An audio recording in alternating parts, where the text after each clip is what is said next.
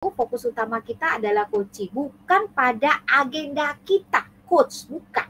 Ya, bahwa kita itu percaya bahwa coach itu memiliki jawaban atas setiap tantangan yang dihadapinya. Dan peran kita sebagai coach adalah untuk menggali potensi tersebut ya. Tentunya melalui pertanyaan-pertanyaan reflektif. Nah, contohnya Bapak dan Ibu misalnya ada seorang guru yang ingin meningkatkan metode pengajarannya ya.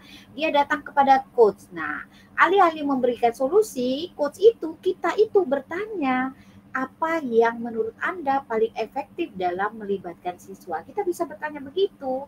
Atau bagaimana Anda bisa merancang pengalaman belajar yang lebih interaktif? Ini tentu akan mendorong guru untuk lebih berpikir lebih dalam tentang solusi yang sesuai dengan gaya dan situasi dari pengajarannya. Seperti itu ya kalau fokus pada coaching. Nah, bersifat terbuka dan ingin tahu lebih banyak. Nah, ya Bapak dan Ibu ya, di sini ada tadi teman kita menyatakan bahwa coach itu harus selalu bersikap terbuka dan tidak menilai Bapak dan Ibu, tidak memberikan judgement ya. Nah, paradigma ini tentu mendorong coach untuk mendengarkan lebih aktif ya Bapak dan Ibu ya, tanpa asumsi. Nah, kalau tanpa asumsi, ujung-ujungnya coach itu akan selalu muncul rasa ingin tahu lebih banyak tentang perspektif daripada coaching. Nah, rasa ingin tahu inilah yang tadi disampaikan oleh beberapa teman di awal, itu memungkinkan coach untuk menggali lebih dalam dan memahami situasi coaching dengan lebih baik.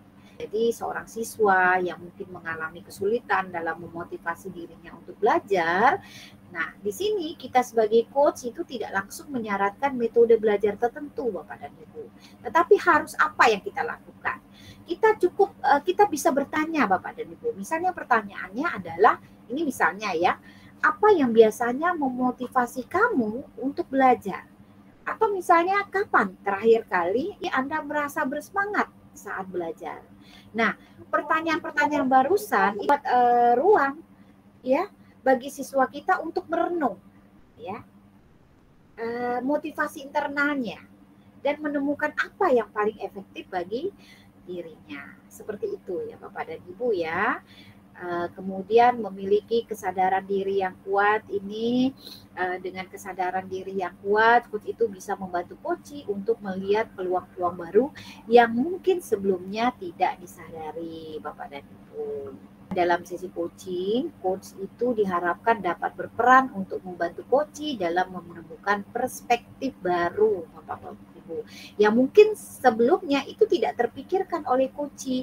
Dia sebenarnya tidak tahu dia ada kompetensi itu atau potensi itu, dia tidak tahu, tapi karena penggalian kita yang luar biasa tadi, akhirnya dia menemui, oh gitu ya, ternyata saya punya ya.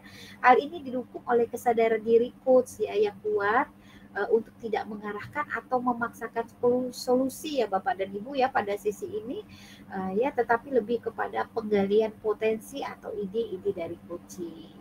Jadi di sini coach ini hanya membantu coach untuk melihat peluang baru melalui pertanyaan-pertanyaan terbuka.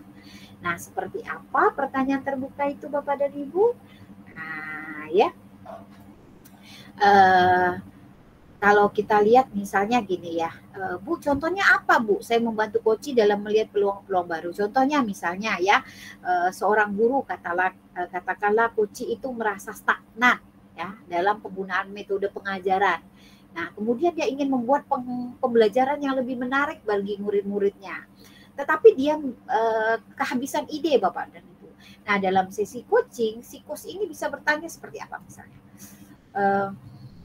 Apa pendekatan atau aktivitas yang selama ini belum Anda coba, tetapi mungkin bisa membawa hasil yang berbeda? Nah, seperti itu pertanyaannya. Ya, terbuka pertanyaan Bapak.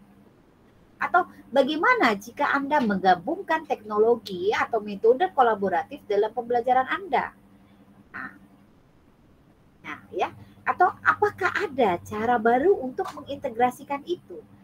Nah, tentu pertanyaan-pertanyaan tadi yang saya sampaikan tadi itu akan membantu guru melihat peluang-peluang baru. Ini kan banyak nih kasus guru-guru yang udah terlalu senior itu sampai kehadisan apa sih yang harus saya lakukan di kelas gitu ya. Ya. Nah, jadi kalau kita memberikan pertanyaan-pertanyaan seperti itu, Bapak dan Ibu, itu akan membantu guru-guru dalam melihat peluang baru mereka. Nah, seperti misalnya penggunaan teknologi atau metode pengajaran yang lebih interaktif, yang sebelumnya mungkin ia tidak mempertimbangkannya. Nah, proses ini tentu akan mendorong guru untuk berpikir di luar kebiasaan.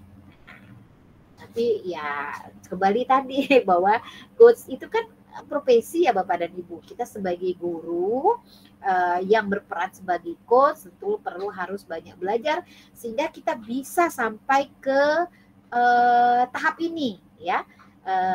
Tahap di mana membawa coach itu melihat